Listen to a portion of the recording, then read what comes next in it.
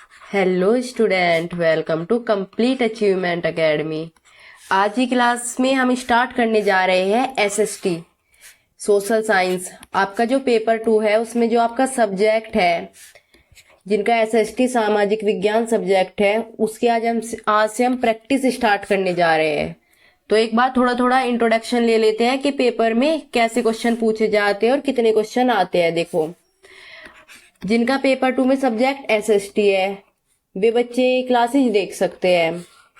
देखो, एसएसटी का पैटर्न क्या है। एसएसटी में आपके टोटल 60 क्वेश्चन आते हैं आपके पेपर सेकंड में। उन 60 में से आपके 20 क्वेश्चन आपके पेडागोजी के होते हैं और 40 क्वेश्चन आपके एसएसटी के होते हैं, सब्जेक्ट के होते हैं। इसमें आपका हिस्ट्री, ज्योग्राफी, पॉलिटी, इकोनॉमी,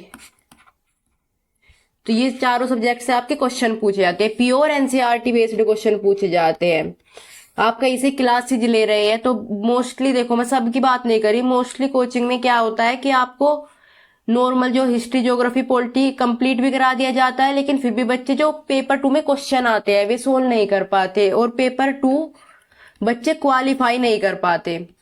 क्योंकि जब क्वेश्चन आते हैं तो वे देखते हैं कि जो हमने पढ़ा है उनसे तो क्वेश्चन है ही नहीं, ये कैसे सोल्व करें हम। देखो, क्वेश्चन है ना एक लेवल के पूछे जाते हैं, ऐसा नहीं कि ऐसे काफी इजी क्वेश्चन दे दिए आपको। एक दो क्वेश्चन इजी होता है और क्वेश्चन थोड़े आपके अंडरस्टैंडिंग पे बेस होते हैं और एसएसटी में आपको याद भी रखना पड़ता है। तो एसएसटी वाले बच्चों के लिए मेरी सलाह है कि सबसे जरूरी है आपको प्रैक्टिस करनी चाहिए। आप प्रैक्टिस से काफी कुछ सीख सकते हैं। अगर आप पढ़ना चाहते हैं तो मैं आपको सजेस्ट करूंगी कि आप एनसीईआरटी पढ़िए अपने आप। अगर आप एनसीईआरटी अच्छे से कर लेते हैं तो आपके क्वेश्चन आपको डायरेक्ट एनसीईआरटी से मिलने वाले हैं। आप किसी चक्कर में मत पड़िए, टाइम आपके लिए काफी कीमती है। प्रैक्टिस कीजिए, प्रैक्टिस भी उन किन क्वेश्चन की, पीवाईक्यू की, जो पूछे जा चुके हैं, जो सीटेट, जो आपके बोर्ड ने ही क्वेश्चन बनाए हैं, सीटेट के जो एग्जाम हुए हैं उनमें जो क्वेश्चन बनाए हैं, क्योंकि आगे भी उनमें से ही बनेगा क्वेश्चन। सीटेट में रिपीट तो होते हैं क्वेश्चन, लैंग्वेज चेंज होती है। ओके, तो आज से हम स्टार्ट करने जा रहे हैं और प्रैक्टिस आपको इस तरह कराई जाएगी कि आपके 40 नंबर आप कंफर्म पक्का कर पाए। 40 नंबर में से आपका एक भी नंबर ना कटे और पेपर 2 क्वालिफाई कर पाए। और देखो, ये अगर आप क्लासेज लोगे तो आगे जाकर सीटेट क्वालिफाई होने के बाद आपके जो क्वेश्चन आएंगे, डीटीएसपी का जो एग्जाम आएगा उसमें अगर आप टीजीटी का फॉर्म भरते हो या फिर और कोई एग्जाम आएगा उसमें आप टीजीटी के लिए अप्लाई करते हो तो उसके लिए भी काफी हेल्पफुल होंगे। देखो, पढ़ाई कभी भी वेस्ट नहीं होगी। यहाँ पे जो क्वेश्चन बनेंगे आपको सब एनसीईआरटी से बने हुए होंगे और एनसीईआरटी का इंपोर्टेंस आप जानते हो कि एनसीईआरटी कितनी इंपोर्टेंट है हर एग्जाम के लिहाज से। ओके, तो चलिए स्टार्ट करते हैं क्लास को। देखो, अगर आप ये क्लासेज कंप्लीट कर लेते हैं, मैं आपको सलाह दूंगी कि आपको ये क्लासेज डेली बेसिस पे देखनी है। जब जब आपको क्लासेज मिलेगी आपके पास नोटिफिकेशन आ जाएगा, आप क्लासेज को देखना। तुरंत, ज्यादा बड़ी क्लास नहीं होगी, आप अपने अनुसार स्पीड को एडजस्ट करके देख सकते हैं। ओके, अगर आप सीरियस स्टूडेंट हो, आप चाहते हो कि आपका पेपर 2 क्वालिफाई हो, तो आपको जरूर देखनी होगी। कि अगर आप कल पर टालोगे तो आप जानते हो कल कभी नहीं आता और आपका आज आप क्या कर रहे हो ये डिसाइड करेगा कि आपका कल कैसा होगा। ओके, और हाँ, इस क्लासेज का आपको पीडीएफ भी दिया जाएगा। पीडीएफ के लिए आप या तो कमेंट कर सकते हैं, मैं डिस्क्रिप्शन में डलवा दूंगी पीडीएफ का लिंक। पीडीएफ में आंसर नहीं दिए जाएंगे। देखो, आंसर ना देने का एक रीजन है, मैं चाहती हूँ, देखो, अगर आप खुद से पढ़ते हो या फिर कोई आपको बोलकर समझा रहा है, सुनकर सीखते हो, तो सुनकर आप जल्दी सीखते हो। देखो, ये तो हमारा साइकोलॉजी भी कहती है कि सुनकर हम जल्दी सीखते हैं बजाय पढ़ने से। फिर भी आप जिस चीज में कंफर्टेबल हो आप पढ़ सकते हो। मैं चाहती हूँ क्लास के बाद आप क्लास कंप्लीट देखो और क्लास के बाद आप है ना पीडीएफ से, अगर मैं आंसर वहीं लिख दूंगी तो आपकी प्रैक्टिस नहीं हो पाएगी। पीडीएफ से आप प्रैक्टिस करो, रिवाइज करो उसको कि मैंने क्या आंसर दिया था और आप कितना कुछ अपने दिमाग में रख पा रहे हो। क्योंकि एसएसटी में थोड़ा लर्न करना होता है, लर्न करने का वर्क होता है। मैं आपको इस तरह बताने की कोशिश करूंगी कि आपके क्वेश्चन तुरंत आपको लर्न हो जाए। ओके, और आप अपने सुझाव हमें कमेंट सेक्शन में दे सकते हैं। तो चलिए, अगर आप ये क्लास कंप्लीट लेते हैं तो आपका पेपर में जो सैड फेस बनता था ना, वो सैड फेस आपका हैप्पी फेस में चेंज हो जाएगा। ओके, तो चलिए क्लासेज को स्टार्ट करते हैं बिना टाइम वेस्ट करे हुए। क्वेश्चन नंबर 1 है हमारा, कंदरिया महादेव मंदिर का निर्माण किस राजवंश द्वारा कराया गया। तो कंदरिया महादेव जो मंदिर है ये आपका कहाँ पर है, सबसे पहले ये देख लेते हैं। ये आपका है खजुराहो मध्य प्रदेश में। खजुराहो मध्य प्रदेश में ये आपका मंदिर लोकेटेड है, एमपी में। और ये किसने, इसका निर्माण किस राजवंश द्वारा कराया गया था, चंदेल वंश द्वारा इसका निर्माण कराया गया था, चंदेल वंश द्वारा। देखो, ये रहा इसके मंदिर की, मैंने पिक भी लगा दी क्योंकि आप थोड़ा एक बार देख लोगे, सुन लोगे तो आप अच्छी तरह याद रख पाओगे। अगर पेपर में क्वेश्चन आता है कंदरिया महादेव मंदिर से तो आपको एकदम दिमाग में क्लिक करना चाहिए कि हाँ उस क्लास में मैम ने हमें पढ़ाया था और हमें चित्र भी दिखाया था। देखो ये है खंडरिया महादेव मंदिर, कितना प्यारा है। नेक्स्ट क्वेश्चन देखते हैं। आप मध्य भारत के प्राचीनतम कृषि क्षेत्रों पर परियोजना कार्य की तैयारी कर रहे हैं। आप छात्रों को निम्न में से किस क्षेत्र के बारे में जानकारी प्राप्त करने के लिए कहेंगे। अब देखो ये क्वेश्चन, आप ईमानदारी से बताइए कि आपने जो पढ़ाया अब तक उसमें आपने ये क्वेश्चन पढ़ाया है या नहीं पढ़ाया है। अब आप देखिए एनसीईआरटी, अगर एनसीईआरटी की हिस्ट्री की अगर आप क्लास 6 की किताब उठाएंगे और उसका चैप्टर नंबर 1 पढ़ेंगे, उसमें ही आपको इस क्वेश्चन का जवाब है वहां पर। तो ये कहां पर है, विंध्य पहाड़ियां। प्राचीनतम कृषि के जो साक्ष्य है वो विंध्य पहाड़ियां पर है। तो इसका करेक्ट आंसर बी हो जाएगा। मुगल अपने मंगोल वंशीय संबद्धता के स्थान पर तैमूर वंशीय, देखो जो मुगल थे, मुगल जो माता की ओर से थे, अपने माता की ओर से, तो ये मंगोल थे। मंगोल के शासक का नाम तो सुना होगा आपने, चंगेज खां, काफी क्रूर शासक था वो। और जो अपने पिता की तरफ से थे वो तैमूर थे।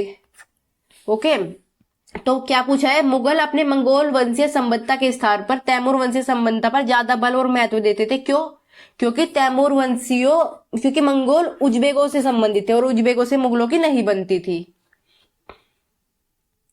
मुगलों द्वारा अपने मनसबदारों को अलग अलग परिवेश से नियुक्त करने का क्या कारण था? मनसबदारों और प्रजा में भाषाई रुकावट कम करने के लिए। ऐसा नहीं था, जैसे जैसे साम्राज्य बढ़ा, साम्राज्य के विभिन्न इलाकों से अभिजात वर्गों को सेवा में संयोजित करने के लिए। तो ये इसका करेक्ट आंसर हो जाएगा option number B. Next question देखो, निम्नलिखित में से कौन सा विषम जोड़ा, कौन सा जोड़ा विषम है आपका, इसमें ये पूछा है। दार्शनिक और संस्थापक दिए हुए हैं हमें। तो कणाद का जो दर्शन है वो वैशेषिक है, न्याय गौतम का है, योग पतंजलि का है, वेदांत जैमिनी का नहीं है। ओके, वेदांत है बादनारायण का।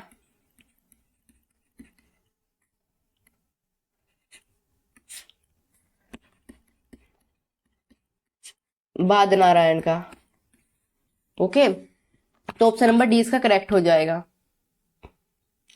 विषम जोड़ा पूछा है ना, तो ये डी हो जाएगा इसका। अब मथुरा के बारे में नीचे दिए गए वक्तव्यों पर विचार कर सही उत्तर का चयन कीजिए। मथुरा यातायात और व्यापार के दो मार्गों उत्तर से पूर्व और दक्षिण से पश्चिम को जोड़ने की दृष्टि से महत्वपूर्ण था। देखो ये कथन आपका बिल्कुल गलत है। मथुरा बेहतरीन मूर्तियां बनाने का केंद्र था। हाँ ये जरूर है, मथुरा बेहतरीन मूर्तियां बनाने का केंद्र था। तो आपका कौन सा आंसर हो जाएगा, ए गलत है और बी सही है। ऑप्शन नंबर सी आपका करेक्ट हो जाएगा। नेक्स्ट क्वेश्चन देखते हैं। मालवारी बंदोबस्त में राजस्व इकट्ठा करने का दायित्व दिया जाता था। ये दिया जाता था आपका गांव के मुखिया को। औपनिवेशिक भारत के विषय में दिए गए वक्तव्यों पर विचार करें तथा दिए गए विकल्पों में से सही को चुनिए। अंग्रेजों ने सभी वनों को अपने नियंत्रण में कर लिया था। जी हाँ, अंग्रेजों ने ऐसा किया था। इन वनों में लोगों को झूम खेती करने, फल इकट्ठा करने और शिकार करने की अनुमति थी। जी नहीं, अंग्रेज लोगों को ऐसी कोई अनुमति नहीं देते थे। जब लोगों को वनों के भीतर रहने से रोक दिया गया तब वन विभाग को मजदूर प्राप्त करने में कठिनाई हुई। ये भी आपकी बिल्कुल करेक्ट बात है। तो ए और सी आपका करेक्ट हो जाएगा, ए और सी। ऑप्शन नंबर सी आपका करेक्ट हो जाएगा।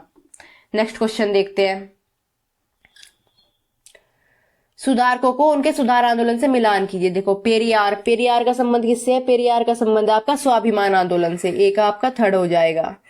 घासीदास, देखो ये रिपीट नहीं हो सकते, रिपीट हो सकते हैं, 100% रिपीट होंगे। काफी क्वेश्चन आपको मिलेंगे। आप देख लेना, यहाँ पे मैं पेपर सोल्व करा रही हूँ तो पेपर सोल्व कराते कराते मोस्टली क्वेश्चन आपको रिपीट होते हुए दिखेंगे।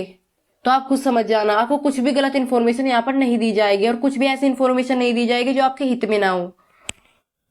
घासीदास का संबंध है आपका सतनामी आंदोलन से। ओके, केशव चंद्र सेन आपके ब्रह्म समाज से संबंधित है और हेनरी डियोरिजो आपके यंग बंगाल से संबंधित है, यंग बंगाल से।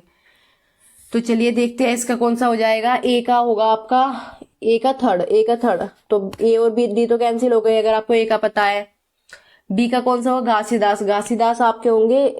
ए का कौन सा था आपका? पेरियार थे आपके स्वाभिमान। घासीदास। बी का होगा आपका फोर्थ। बी का फोर्थ देख लीजिए कौन से में है। बी का फोर्थ, देखो बी में भी बी का फोर्थ है, सी में भी बी का फोर्थ है। सी का देखते हैं चलो। केशव चंद्र सेन का आपका है फर्स्ट, सी का फर्स्ट। तो ऑप्शन नंबर बी आपका करेक्ट हो जाएगा। नेक्स्ट क्वेश्चन, उस सामाजिक सुधार संगठन को चिन्हित कीजिए जिसके द्वारा औपनिवेशिक शासन के दौरान जाति उन्मूलन पर मुख्य रूप से ध्यान दिया गया। तो ये सिंह सभा थी। देखो सिख धर्म में जो सामाजिक, धार्मिक और सामाजिक सुधार हुए हैं ना, ये उससे रिलेटेड है, सिख धर्म से। ओके, सिंह सभा। ईसाई क्रिश्चियन मिशनरी अपने विद्यालय के माध्यम से कर पाए या दे पाए, ये क्या करना चाहते थे, अपने विद्यालय के माध्यम से बदलती दुनिया के लिए बच्चों के कुछ साधनों को तैयार करना चाहती थी। ऑल इंडिया मुस्लिम लीग के विषय में इन वक्तव्यों पर विचार कीजिए और सही विकल्प चुनिए। मुस्लिम लीग ने मुसलमानों के लिए एक अलग निर्वाचिका की मांग की, जी हाँ ये की थी। मुस्लिम लीग ने बंगाल विभाजन का समर्थन किया था, बंगाल विभाजन कब हुआ था आपका, 1905 ईस्वी में समर्थन किया था, ये भी सही है। मुस्लिम लीग की स्थापना 1907 में हुई, कांग्रेस विभाजन का मुख्य कारण थी, जी नहीं 1907 नहीं 1906। ओके, तो ये वाला आपका सही नहीं होगा, ए और बी आपका सही हो जाएगा, ए और बी, ऑप्शन नंबर सी आपका सही हो जाएगा। नेक्स्ट क्वेश्चन देखते हैं। मध्यमार्गी राष्ट्रीय नेताओं के उपनिवेशवाद के विरोध संबंधित निम्न वक्तव्यों पर विचार कर सही विकल्प चुनिए। मध्यमार्गी नेता अंग्रेजी राज की भाषणों द्वारा आलोचना करते थे और अपने प्रतिनिधियों को जनता को संगठित करने के लिए देश के विभिन्न भागों में भेजते थे। मध्यमार्गी नेताओं के विचार में अंग्रेज स्वतंत्रता और न्याय के विचारों का आदर करते थे और विभिन्न भारतीयों की न्यायोचित मांग को मान लेंगे। देखो ये दोनों ही कथन सही है और ये इसकी व्याख्या भी है। ओके, देखो व्याख्या वाले क्वेश्चन आपको थोड़ा ध्यान रखना है, इसमें बच्चे कंफ्यूज हो जाते हैं, वे देख लेते हैं दोनों कथन सही है, पर यहाँ पर कंफ्यूज हो जाते हैं कि व्याख्या है या नहीं है। तो ये देखने का आपको तरीका बताऊंगी। आप है ना पहले सेंटेंस को अगर पढ़ेंगे तो क्योंकि लगाएगा, फिर दूसरा सेंटेंस पढ़िए, अगर उससे रिलेटेड नजर आता है तो व्याख्या है, अदरवाइज नहीं है। तो इसका हो जाएगा ऑप्शन नंबर ए करेक्ट हो जाएगा। कुछ और व्याख्या क्वेश्चन देखेंगे तो आप अच्छी तरह समझ जाओगे। देखो ये इजी क्वेश्चन में आता है, ये आपको सब बच्चों को पता होगा। भारत का संविधान लागू किया गया था 26 जनवरी सन 1950 को, पर अब तक जो क्वेश्चन सोल्व किए वे इजी क्वेश्चन की रेंज में आपके नहीं आते थे।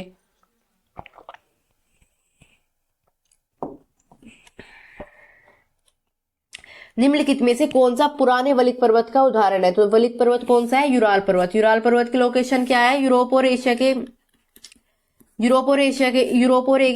बीच में। ये यूरोप है, ये एशिया है, और यहाँ पर इस तरह उत्तर से दक्षिण यूराल पर्वत है। ओके, इधर भी रूस है, इधर भी रूस है, क्योंकि रूस दो महाद्वीप में आपको पता होगा, एशिया और यूरोप दोनों में। और जो माउंटेन है ये आपका फ्रांस में है, यानी कि यूरोप में है। हिमालय तो आप जानते हैं भारत की उत्तरी पूर्वी सीमा, भारत के उत्तर में फैला हुआ है इस तरह से। माउंट किलिमंजारो क्या है? ज्वालामुखी। और वो जेस क्या है आपका? ब्लॉक माउंटेन है, ब्लॉक पर्वत। हिमालय क्या आपका? वलित पर्वत या फोल्डेड माउंटेन। यूराल भी आपका वलित पर्वत या फोल्डेड माउंटेन है। वलित पर्वत को क्या बोलते हैं? Folded mountain. माउंट किलिमंजारो क्या है? ज्वालामुखी पर्वत है। और माउंट किलिमंजारो क्यों इंपॉर्टेंट है? ये अफ्रीका की सबसे ऊंची चोटी भी है, अफ्रीका महाद्वीप की सबसे ऊंची चोटी, अफ्रीका महाद्वीप की सर्वोच्च चोटी भी है ये, सर्वोच्च चोटी। और कहां पर स्थित है माउंट किलिमंजारो? अफ्रीका के तंजानिया देश में, तंजानिया अफ्रीका में, तंजानिया अफ्रीका। नेक्स्ट क्वेश्चन देखते हैं। अक्षांश के संदर्भ में कौन सा कथन सही है? अक्षांश एक काल्पनिक वर्ताकार रेखा है जिसकी त्रिज्या विविध है। जी हाँ, देखो अक्षांश देशांतर के बारे में आप जानते होंगे, मैं ऐसा मान के चलती हूँ कि आप पढ़ रहे होंगे, यहाँ पर से प्रैक्टिस करें, फिर भी मैं थोड़ा आपको बता देती हूँ। चलो, अक्षांश और देशांतर के बारे में आपको, अगर ये हमारी अर्थ है,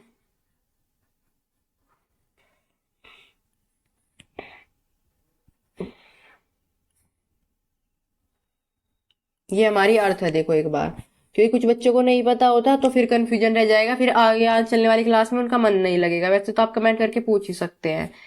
ये हमारी अर्थ है। देखो पृथ्वी पर हमने क्या किया, इसके बीचों बीच एक लाइन खींची, अर्थ के बीचों बीच एक लाइन खींचेंगे हम, पश्चिम से पूर्व खींची गई। इसको क्या नाम दिया हमने? 0 डिग्री। इसको विषुवत रेखा, अक्षांश रेखा, या फिर इक्वेटर, इंग्लिश में इक्वेटर ही बोलते हैं, या भूमध्य रेखा भी बोलते हैं हिंदी में, इक्वेटर। और इसके उत्तर में 90 लाइन हमने इसके उत्तर में खींची, यहां तक 90 लाइन खींची और इसके दक्षिण में खींची। तो पृथ्वी पर पश्चिम से पूर्व जो रेखाएं खींची जाती है, इनको क्या कहते हैं हम? अक्षांश रेखाएं कहते हैं। और ये 0 डिग्री, फिर यहाँ पर 1 डिग्री, यहाँ पर 2 डिग्री, इस तरह से ये अक्ष होते हैं। ओके, अक्ष या कोण, इस तरह से। तो क्या पूछा है हमारे से क्वेश्चन में? अक्षांश एक काल्पनिक वर्ताकार रेखा है जिसकी त्रिज्या विविध है। ओके, त्रिज्या विविध मतलब त्रिज्या अलग अलग है। देखो पृथ्वी, देखो इस डायग्राम को थोड़ा 3D में समझिए। ये जो लाइन है, ये लाइन पृथ्वी के पीछे भी गई हुई है इस तरह से, तो ये पूरा सर्किल बन जाता है पीछे जाकर। इस तरह से ये लाइन है, अगर हम 0 डिग्री को ले, इस तरह से है ये पूरी। ओके, फिर जो ये लाइन है इसकी त्रिज्या, इस वाली लाइन की जो त्रिज्या है वो इससे कम होगी, फिर और कम, फिर और कम, गोले छोटा होता चला जाएगा ऐसे। सबसे पहले बड़ा गोला, फिर उससे छोटा, जैसे ऊपर चलते जाएंगे ध्रुव की तरफ तो गोला छोटा होता चला जाएगा, तो त्रिज्या अलग अलग होगी इनकी। तो यही तो पूछा हुआ है, त्रिज्या विविध है। तो पहला आपका जो स्टेटमेंट है वो बिल्कुल सही हो जाएगा।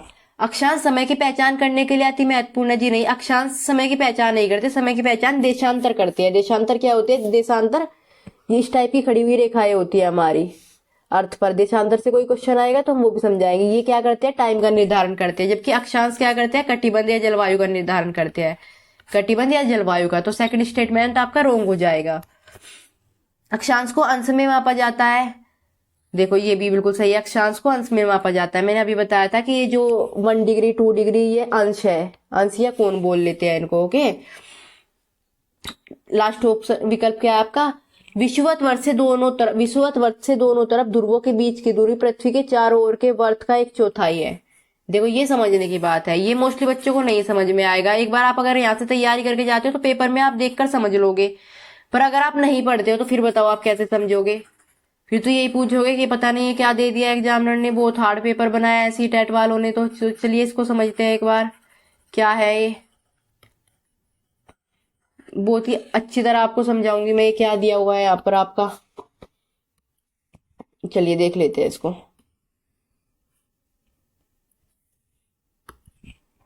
देखो ये क्या दिया है आपका? विषुवत वर्त के दोनों तरफ। विषुवत वर्त का होगा हमारा, विषुवत वर्त होगा हमारा बीच में, यहाँ पर कहीं ये वाला होगा विषुवत वर्त, पीछे तक होगा। ये विषुवत वर्त है, इसके दोनों तरफ। यहाँ पर क्या है हमारा? नॉर्थ पोल, उत्तरी ध्रुव। यहाँ पर क्या है हमारा? South pole. विषुवत वर्त जो बना है ये पूरा, सपोज ये वो पूरा जो विषुवत वर्त बना है, तो इसकी जो, इसको अगर पूरा खोल दे, इसकी लंबाई या फिर क्या बोल सकते हैं इसका व्यास, लगभग कितना है? 40,000 किलोमीटर है, 40,000 किलोमीटर। और इस विषुवत वर्त से जो नॉर्थ पोल की जो दूरी है ये लगभग 10,000 किलोमीटर है, 10 के। ओके, और साउथ पोल की दूरी भी 10 के है, 10,000 किलोमीटर है। और ये क्या है? चौथा हिस्सा हो गया, 1 2 3 4। तो आपसे यही पूछा है कि विषुवत वर्त के दोनों तरफ, इस तरफ भी और इस तरफ भी, इस तरफ भी और निचले की तरफ भी, पृथ्वी के चारों ओर के वर्त का 1/4 है। दोनों तरफ ध्रुवों के बीच की दूरी, ध्रुवों के बीच की दूरी कितनी? 10,000 किलोमीटर, 10,000 किलोमीटर। और विषुवत वर्त कितना बताया मैंने आपको? 40,000 किलोमीटर। तो इसका 1/4 हिस्सा हो गया। तो ये स्टेटमेंट आपका बिल्कुल सही हो जाएगा, ऑप्शन नंबर डी।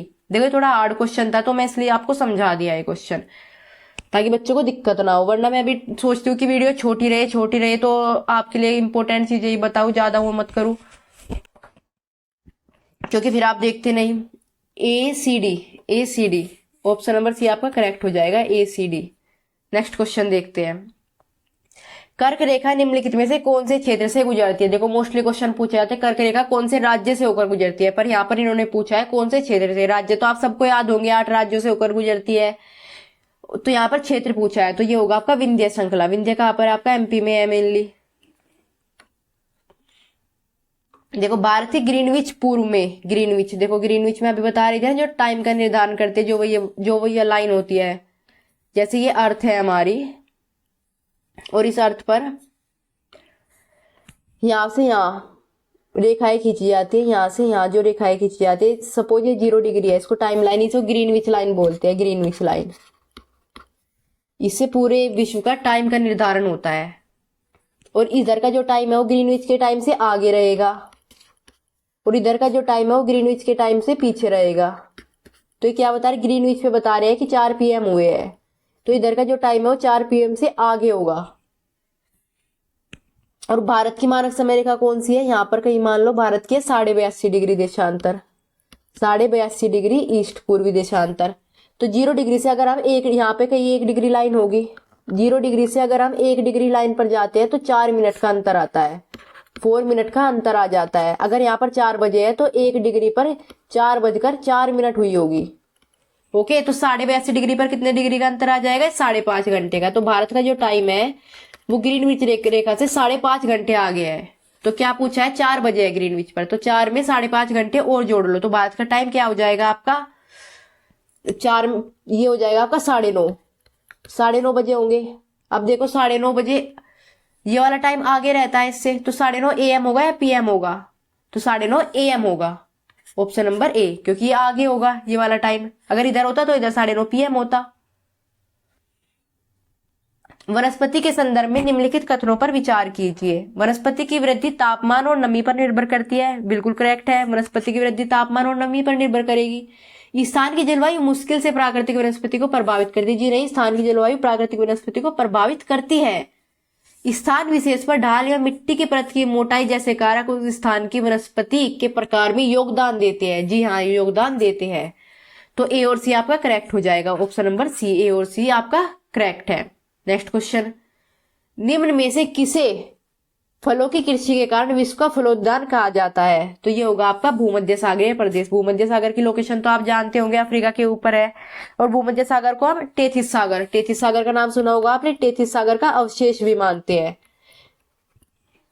तो भूमध्य ये है ना, यहाँ पर मतलब अच्छी किस्म की शराब भी बनाई जाती है, शराब के लिए भी काफी फेमस है, अंगूर वगैरह की भी खेती होती है यहाँ पर, और बाकी फलों की भी खेती होती है।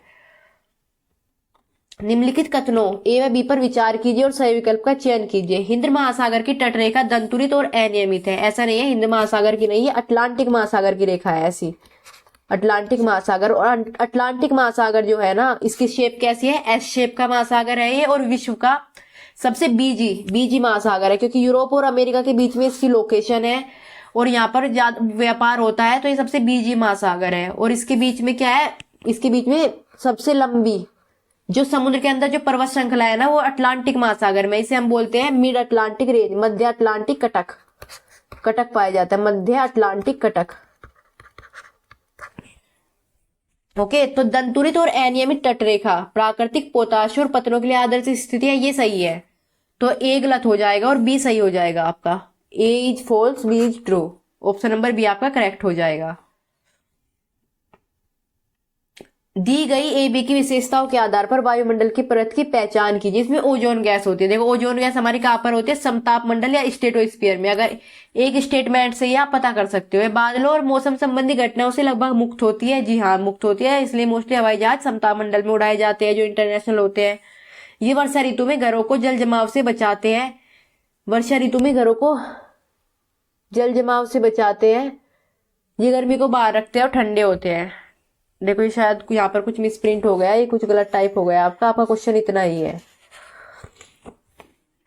तो ये कौन सा हो जाएगा इसका आंसर, ऑप्शन नंबर बी, समताप मंडल। अच्छी स्वास्थ्य सेवाओं के कारण बाल मृत्यु दर घट रही है तथा छोटी आयु पर बचने की दर में वृद्धि हुई है। ऐसी दशा में क्या होगा, ऐसी दशा में जनसंख्या के पिरामिड आधार पर चौड़ा होगा, बिल्कुल करेक्ट है। युवा आयु वर्ग में चौड़ा होगा, ये भी आपका बिल्कुल करेक्ट है। तो इसका करेक्ट आंसर हो जाएगा ऑप्शन नंबर ए, केवल एक और दो सही है। देखिए पिरामिड देख लीजिए, देखो यहाँ 0 से 4 वर्ष के जो बच्चे हैं उनकी संख्या में वृद्धि हुई है, तो ये आधार से चौड़ा हो गया है।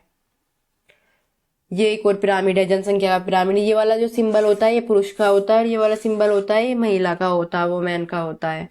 नेक्स्ट क्वेश्चन, अध्यापिका अपनी कक्षा में जनसंख्या विषय पर कार्य कर रही है। उन्होंने छात्रों को 2 समय बिंदुओं के बीच एक विशेष क्षेत्र में जन्म मृत्यु अप्रवास उत्प्रवास का प्रयोग करके जनसंख्या में वृद्धि की गणना करने का। अप्रवास क्या होता है, जो दूसरे देशों के लोग हमारे यहाँ पर आते हैं। उत्प्रवास क्या होता है, जो हमारे यहाँ के लोग दूसरे देश में जाते हैं, तो इससे भी जनसंख्या पर इफेक्ट पड़ता है। वह निम्न में से कौन सी संकल्पना दे रही है, तो ये संकल्पना होगी आपकी जनसंख्या की प्राकृतिक वृद्धि की, नेचुरल ग्रोथ ऑफ पॉपुलेशन।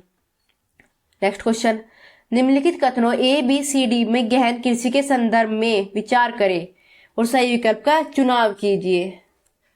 देखो सबसिस्टेंस एग्रीकल्चर, इंग्लिश में तो इसका यही नाम होगा, हिंदी में हम इसको निर्वाह कृषि भी बोल देते हैं। निर्वाह कृषि के बारे में आपने जरूर सुना होगा, आप जानते भी होंगे, जो अपने जीवन निर्वाह के लिए जो खेती की जाती है, मतलब जिसमें कोई लाभ शामिल नहीं होता, जिसमें इतना हम नहीं बचा पाते कि हम उसको आगे जाके मार्केट में भी बेच पाए, सिर्फ अपना और अपनी फैमिली का ही गुजारा चल पाता है उनसे। तो क्या है, सघन जनसंख्या वाले क्षेत्रों में प्रचलित है। इसमें विस्तृत कृषि क्षेत्र और ज्यादा पूंजी का उपयोग होता है। वर्ष भर विभिन्न फसलें उगाई जाती है और ये भारी वर्षा वाले क्षेत्रों में प्रचलित है। तो गहन कृषि के बारे में आपको बताना है। देखो ये सघन जनसंख्या वाले क्षेत्रों में प्रचलित है, जनसंख्या ज्यादा होगी तो भूमि कम होगी तो थोड़ा बहुत भी उगा पाएंगे, उससे क्या है अपना गुजारा करेंगे।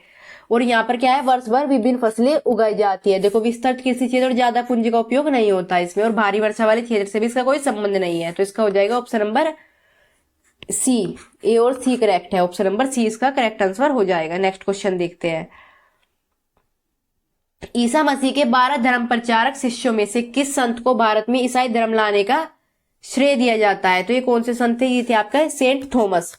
सेंट थॉमस ये ईसा मसीह के शिष्य थे। केरल में लोग अलग अलग धर्मों, अच्छा ये क्या है वक्तव्य, फिर ये है आपका केरल में लोग अलग अलग धर्मों का कथन कारण वाला क्वेश्चन है। केरल में लोग अलग अलग धर्मों का पालन करते हैं, जैसे यहूदी, इस्लाम, ईसाई, हिंदू और बौद्ध धर्म। सदा से केरल अंतर्राष्ट्रीय यात्रियों और व्यापार का आकर्षण केंद्र है। देखो इस क्वेश्चन के लिए मैंने आपको क्या बताया था, पूछा है ए बी दोनों सत्य है, व्याख्या करता है। हमें ये पता है कि ए और बी दोनों सत्य है ये, पर व्याख्या करता है या नहीं है हमें देखना है। तो कैसे देखेंगे? केरल में लोग अलग अलग धर्मों का पालन करते हैं, जैसे यहूदी, इस्लाम, ईसाई, हिंदू और बौद्ध धर्म, क्योंकि सदा से केरल अंतर्राष्ट्रीय यात्रियों व्यापारियों का आकर्षण केंद्र है, क्योंकि व्यापारी हर धर्म से रिलेटेड व्यापारी आए होंगे, तो इसलिए केरल में विभिन्न विभिन्न धर्म है। तो व्याख्या कर रहा है ये, क्योंकि लगाकर आप देख सकते हैं स्टेटमेंट जुड़ता हुआ नजर आता है नहीं, तो ऑप्शन नंबर ए इसका करेक्ट आंसर हो जाएगा 27 का। नेक्स्ट क्वेश्चन देखते हैं। अध्यापक छात्रों को दादन व्यवस्था पुटिंग आउट सिस्टम, ये क्या होता है? इसमें क्या होता है कि कच्चा माल, हम किसी को अपना कच्चा माल भिजवाते हैं और जो दूसरे जो लोग हैं वे हमें पक्का माल, मतलब उससे कच्चा माल से वस्तु बनाकर हमें तैयार कर देते हैं। कच्चा माल हम देंगे और जो लोग हैं वे वस्तु बनाकर तैयार कर हमको देंगे। अध्यापक छात्रों को दादन व्यवस्था की व्याख्या करने के लिए कहते हैं, इसमें से कौन सी व्याख्या सही होगी? रोशन नगद भुगतान पर कोका कोला फैक्ट्री को पानी सप्लाई करता है। देखो इसमें कच्चा माल वगैरह की कोई बात नहीं आई। सुजाता कच्चे आम खरीदकर अचार बनाकर ऑनलाइन बेचते हैं, खुद ही बना रही है, खुद खरीद रही है, खुद किसी को दे तो नहीं, बनवा तो नहीं रही है, किसी को अगर बनवाती तो हो जाता। रेजा ग्रामीणों को तेंदू पत्ते सप्लाई कर उनसे बीड़ी उत्पाद प्राप्त करता है। रेजा क्या है? वो गांव के लोगों को तेंदू पत्ता देता है, तेंदू पत्ता यानी कच्चा माल देता है, और उससे क्या है बीड़ी का उत्पाद प्राप्त करता है और फिर उनसे बीड़ी बनवाता है और फिर वापस लेता है। तो ऑप्शन नंबर सी दादर व्यवस्था हो जाएगी। इसको बोलते हैं दादर व्यवस्था या पुटिंग आउट सिस्टम। किस सरकार को आमतौर पर प्रतिनिधि के रूप में जाना जाता है? तो ये लोकतांत्रिक सरकार। एनसीईआरटी में लोकतांत्रिक सरकार या लोकतंत्र के ऊपर काफी चैप्टर आपके अवेलेबल है। भारत में 80% किसानों के पास अपनी दैनिक जरूरतों को पूरा करने के लिए पर्याप्त भूमि आय नहीं है, ये बिल्कुल करेक्ट है। भारत का किसान काफी गरीब है। भारत में प्रत्येक 5 में से लगभग 2 ग्रामीण परिवार खेतीहर मजदूर है, वे जीविकोपार्जन के लिए अन्य लोगों के खेतों पर निर्भर है। उनमें से कई भूमिहीन और उनके पास बहुत छोटे भूखंड है, ये भी आपका बिल्कुल करेक्ट है। तो क्या पूछा है इसमें? कथन ए और बी दोनों सत्य है और बी ए की सही व्याख्या करता है। देखो इसको भी आप जोड़कर पढ़कर देख सकते हैं। निर्मल एक नीलामी में 3 बजे जाता है और बड़ी मात्रा में सब्जियां खरीदता है, फिर उन्हें आसपास के सब्जी विक्रेताओं को बेच देता है। किस प्रकार का व्यापारी है? तो वे आपका होलसेलर, थोक व्यापारी है। वो होलसेलर ऐसा काम करते हैं। जब संविधान में केंद्र और राज्यों के बीच विधायी शक्ति के विभाजन की रूपरेखा स्पष्ट की गई तो शासन प्रणाली को क्या कहा जाता है? तो ऐसा शासन प्रणाली को हम क्या कहेंगे? संघीय शासन व्यवस्था। इसमें केंद्र और राज्य की स्पष्ट भूमिका होती है, स्पष्ट विभाजन की रूपरेखा होती है केंद्र और राज्य की। 19वीं शताब्दी में समाज सुधारक और महिला अधिकार कार्यकर्ता रमाबाई को पंडिता की उपाधि क्यों दी गई? उनकी शादी एक ब्राह्मण परिवार में हुई थी। उन्होंने एक पुरोहित बनकर पुणे में एक मंदिर में स्थापना की। वह एक ऐसी महिला शिक्षाविद थी जो पुरुषों को शिक्षा देती थी। वह संस्कृत पढ़ लिख हो सकती थी। देखो पंडित उसे कहा जाता था जो संस्कृत के मंत्र वगैरह का उच्चारण कर लेता था, संस्कृत को पढ़ लेता था। तो ऑप्शन नंबर डी इसका करेक्ट आंसर हो जाएगा। कक्षा में अध्यापक द्वारा भारतीय संविधान सभी व्यक्तियों की समानता स्वीकार करता है विषय पर चर्चा करने के लिए कौन सा उदाहरण स्थान पाएगा? विधानसभा मतदान के लिए व्यक्तियों का पंक्ति में खड़े होना, बिल्कुल सही बात है। क्योंकि सबको वोट डालने का अधिकार है, हर व्यक्ति समान है हमारे देश में, तो समानता के सिद्धांत को हम इस उदाहरण द्वारा समझा सकते हैं। बाकी के विकल्प भी आप पढ़ सकते हैं। कोई भी नागरिक केवल धर्म, नस्ल, जाति, लिंग, जन्म स्थान या इनमें से किसी के आधार पर दुकान, सार्वजनिक रेस्तरां, होटल, सार्वजनिक मनोरंजन के स्थानों तक पहुंच के संबंध में विकलांगता, दायित्व, प्रतिबंध या शर्त के, देखो सेम लैंग्वेज आपकी दी हुई है, या आर्टिकल 15 में लिखा हुआ है। आर्टिकल 15 समानता का अधिकार। समानता का अधिकार कौन कौन से आर्टिकल तक है हमारा? आर्टिकल 14 से 18 तक समानता का अधिकार है हमारे। उसमें आर्टिकल 15 में लिखा गया है ये, ऑप्शन नंबर बी। इनमें से कौन सा उदाहरण फौजदारी कानून से संबंधित? फौजदारी कानून में आपराधिक मामले आते हैं, और एक जो दीवानी कानून होते हैं, दीवानी कानून में जमीन जायदाद प्रॉपर्टी के संबंधी मामले आते हैं। तो फौजदारी में देखते पति पत्नी की सहमति से संबंध विच्छेद के लिए आवेदन करते हैं, आपराधिक मामला आएगा। देखो इसमें बहन माता पिता की संपत्ति में अपना हक मांगते, संपत्ति का मामला नहीं आएगा। फागुन के भाई ने उसका पैतृक मकान बिना उसकी अनुमति के बेच दिया है, ये भी नहीं। एक लड़की को घर से बस स्टॉप तक जाते हुए लड़कों का समूह तंग करता है, देखो ये आपराधिक मामला है। तो ये आपके फौजदारी कानून में आएगा, ऑप्शन नंबर डी। भारत में मुस्लिम समुदाय का सामाजिक आर्थिक शैक्षिक स्थिति का जायजा लेने वाली समिति की अध्यक्षता किसने की थी? तो ये की थी आर सच्चर ने, ऑप्शन नंबर 20 का करेक्ट हो जाएगा, आर सच्चर। संयुक्त राज्य अमेरिका में नागरिक अधिकार आंदोलन किस मांग के लिए शुरू हुआ? देखो अमेरिका है ना, अपने नस्लीय भेदभाव के लिए काफी फेमस है, वहां पे काले गोरे का काफी भेद होता है, नस्ल का भेद होता है। तो ये कौन सा हो जाएगा इसका correct option? Option number D. देखो 2020 में भी वहां पर कुछ ऐसी चीजें उभर कर आई थी, इससे लोगों ने प्रोटेस्ट किया था, जिसके खिलाफ अफ्रीकी अमेरिकन नागरिकों के समान अधिकारों और नस्लीय भेदभाव को मिटाने के लिए। निम्न कथनों ए तथा बी पर विचार कीजिए तथा सही विकल्प का चुनाव कीजिए। समान समुद्र तल पर वायुदाब वायु ताप के अनुसार बदलता है, बिल्कुल सही है। वायुदाब देखो जहां पर वायु ताप अधिक होगा, ताप अधिक होगा तो फिर क्या होगा? वायु ऊपर उठेगी, ऊपर उठेगी तो दाब कम होगा, दाब कम होगा। ताप और दाब में कैसा रिलेशन है? इनवर्सली प्रोपोर्शनल रिलेशन है ये। क्या अगर ताप अधिक होगा तो दाब कम होगा, अगर ताप कम होगा तो दाब अधिक होगा, इस टाइप का रिलेशन, अपोजिट रिलेशन है इनमें। तो समुद्र तल पर वायुदाब ताप के अनुसार बदलता है, ये सही है। उच्च ताप वाले क्षेत्र में निम्न दाब का निर्माण होता है, ये भी सही है। अगर ताप उच्च होगा तो दाब वहां पर निम्न होगा। तो ये व्याख्या वाला पूछा है, देखो समान समुद्र तल पर वायुदाब वायु ताप के अनुसार बदलता है क्योंकि उच्च ताप वाले क्षेत्र निम्न दाब वाले क्षेत्र का निर्माण करते हैं। व्याख्या भी कर रहा है, देखो क्योंकि लगाकर हमने देख भी लिया। ए भी दोनों से तभी ए की व्याख्या करता है, ऑप्शन नंबर ए इसका करेक्ट हो जाएगा। स्टल्ट पर मकान क्यों बनाए जाते हैं? ये देखो स्टल्ट क्या होता है? स्टल्ट क्या होता है? बांस के खंभों पर मकान बनाए जाते हैं ऊपर उठे हुए। देखो इस टाइप के जो घर होते हैं, देखो यहाँ पर कैसे बनाए गए, आपको दिख रहा होगा ये चित्र। एक और देख लीजिए अगर इसमें समझ नहीं। देखो ये वाला चित्र, यहाँ पर भी देखो कितने ऊंचे उठे बनाए, क्यों बनाए जाते हैं ये पूछा है हमसे। तो चलिए देखते हैं क्यों बनाए जाते हैं। लास्ट क्वेश्चन है ये हमारा। ये दिखने में अच्छे लगते हैं और कम लागत में बन जाते हैं। ये पहाड़ी क्षेत्रों के लिए उपयुक्त है। ये वर्षा ऋतु में घरों को जल जमाव से बचाते हैं। देखो ये बिल्कुल करेक्ट होगा। वर्षा ऋतु जहाँ पर ज्यादा बारिश होती है, बाढ़ वगैरह की संभावना रहती है, उन जगहों पर ऐसे घर बनाए जाते हैं, असम वगैरह में। तो ऑप्शन नंबर सी इसका करेक्ट हो जाएगा। तो आज की क्लास हम इतनी रखते हैं। आप हमें कमेंट कर जरूर बताइएगा कि आपको आज की क्लास कैसी लगी और आगे आपके लिए और क्या क्या किस सब्जेक्ट में आपको प्रॉब्लम है आप वो बता सकते हैं। और इस क्लास से आप और क्या डिमांड करते हैं कि मैं कितना समझाऊं, आपको कितना कराऊं। और एसएसटी में आपको कुछ भी प्रॉब्लम हो आप बता सकते हैं, और किसी और सब्जेक्ट में भी आपको प्रॉब्लम हो उसके लिए भी आप कमेंट कर सकते हैं। आप अगर कमेंट करेंगे तो मुझे काफी अच्छा लगेगा।